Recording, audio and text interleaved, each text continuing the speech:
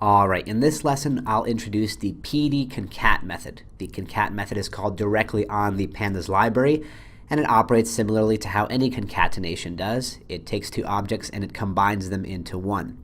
So I'll begin by executing our code to import the 4 CSVs that we have so far.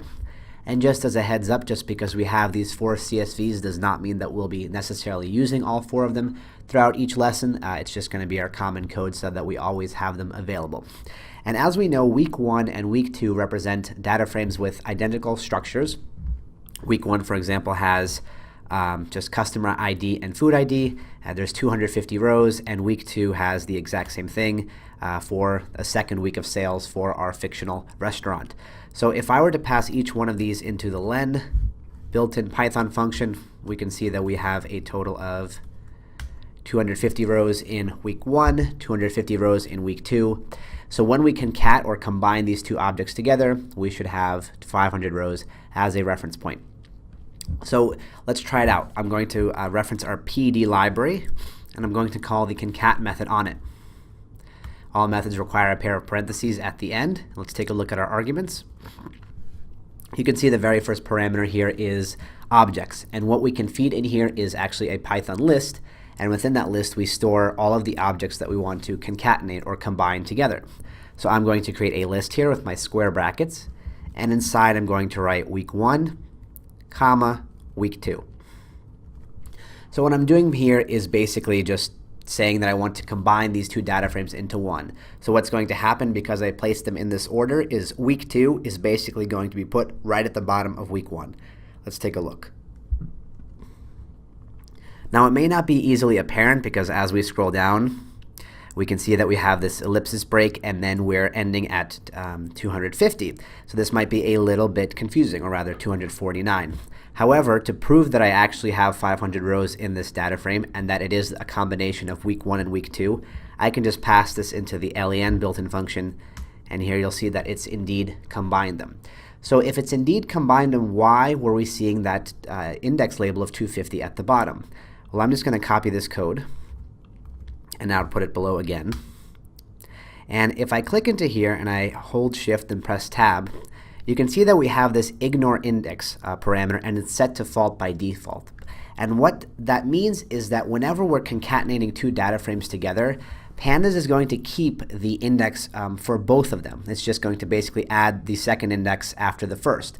And in both of our week 1 and week 2 data frames, we have the same numeric index. It starts at 0, goes to 249 for the 250 values, and it's repeated in the other one. So when we add them together, we're basically going to have an index that consists of 0 through 249. Then it's going to go back to 0 and go back up to 249 for the second data frame that's been added to the end there. So we can see that the default argument for ignore index is false. I'm just going to write it out and execute it again so you guys can see. So basically, here's our first data frame, and somewhere in the middle right here, it's going to get to row 249, which is the last row of week 1. At that point, it's going to start at week 2. It's just going to add that data frame right at the bottom. And here we're finishing off our week 2 data frame, and the 250th row in the week 2 data frame ends with an index position or label of 249. That's why we're ending up with this, even though we have 500 rows written right here. So what we can do predictably to fix this problem is to write ignore index equals true. Now what that means is it's going to ignore the index. It's going to completely disregard the current index or indexes that we have on week 1 and week 2 and basically generate a fresh pandas numeric index from scratch.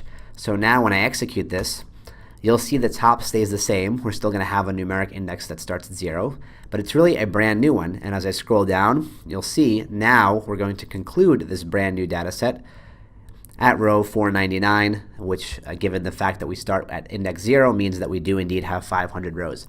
So generally when I'm concatenating, unless I need to keep the index labels for extraction purposes, I generally tend to use this parameter quite often, ignore index equals true. That's just going to reset the index to the default pandas numeric count.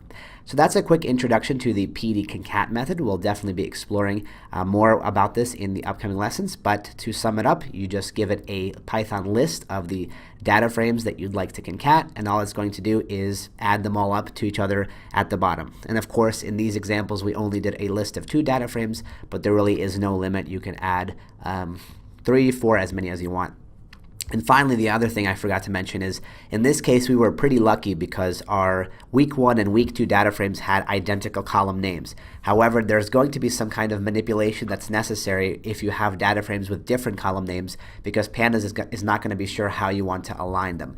We'll dive into this more in the future, but I recommend, if you want trying to concatenate perhaps the customers or foods data frame to the end of week 1 or week 2 and observing the result there. See if you can figure out what it's doing behind the scenes and why you're getting the result that you are.